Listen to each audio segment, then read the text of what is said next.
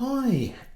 So I was gonna kind of record this while I was out having a walk, but as I've learnt very quickly, recording vlogs while out walking is not necessarily the easiest thing to do. So I'm gonna leave that to the experts for a few weeks and then try and work out if it's something I am able to do. So what I wanted to talk about, and the reason I wanted to do it out walking, was actually wanted to talk about walking as both a personal and a kind of business tool. So wanted to spend some time running through three things really.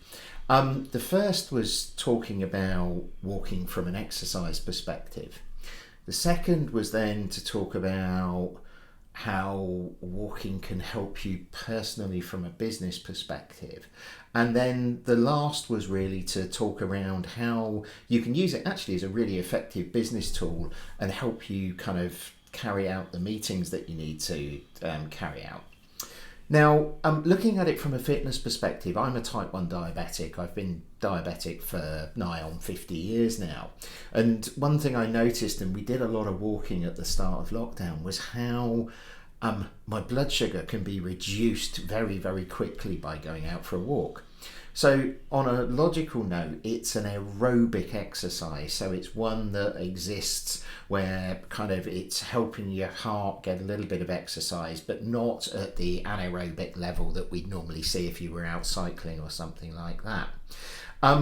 Now, I kind of listened to a book by a guy called Alex Lieberman. He was on the Diary of a CEO podcast, and what he was talking about was the way that tribes or tribes that have less access to some of the facilities that we all have, and where exercise isn't really something that they actively do, how those tribes, just through what they call daily activity, do between 8 and 12,000 steps a day.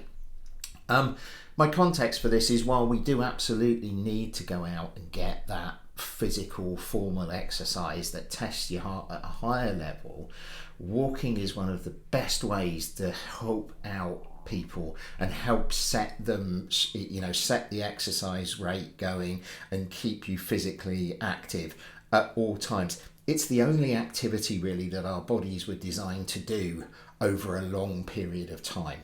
We train our bodies to do other things, but actually walking is really the thing that helps us out more than anything else.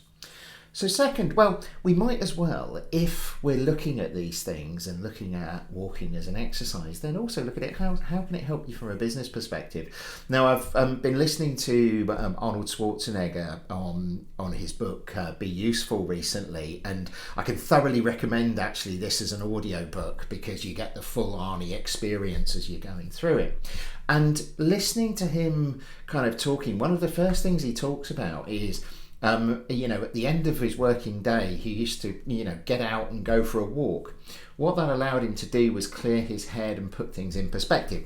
He also refers to sitting in a hot tub with a cigar, but I'll kind of park that one to that one side because that's not really the focus for here. But what he talked about was going out, going for a walk, allowing him to kind of empty his head. My thinking on this is that you go out for a walk, either early in the morning, lunchtime, later in the day, use that space to kind of clear your head, or even after you've had a fairly tough meeting. Take your smartphone with you, stick a set of headphones in, listen to some music if you want to, but take your smartphone with you also so you can make some notes and help you out in the kind of help you out when taking notes and activities as they come into your head, particularly if it's something that you're doing following a meeting. So that's the second kind of piece. Using it as a way of kind of settling your head after you've been in with the word day at work or before you start out on the day at work.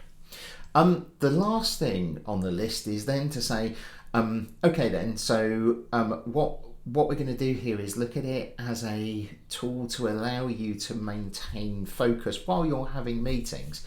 Now, I was listening to will.i.am on the High Performance podcast, and he refers to everyone now having effectively attention deficit disorder, or ADD as it's widely known.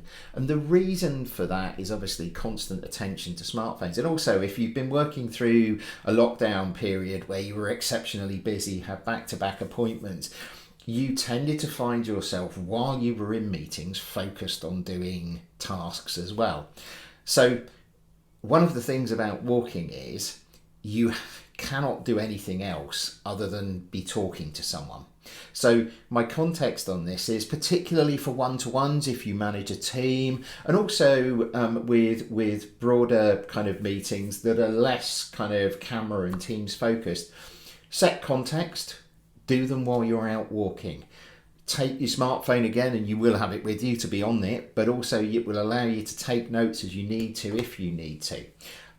The one thing I found in managing a team was it allowed me to give absolutely dedicated time if I was out walking while I was talking to people, and I believe I gave better attention to my team as a result of that.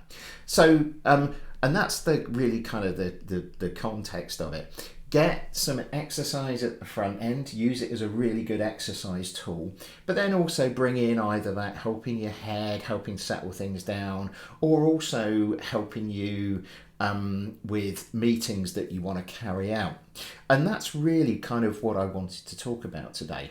All of the podcast books that I've referenced here, I'll ensure are included in the notes here, so as people can go off and access them afterwards. But if there's any questions, please please ask away. I'm always happy to kind of talk to people about how I've kind of really benefited from walking. Thanks very much for your time.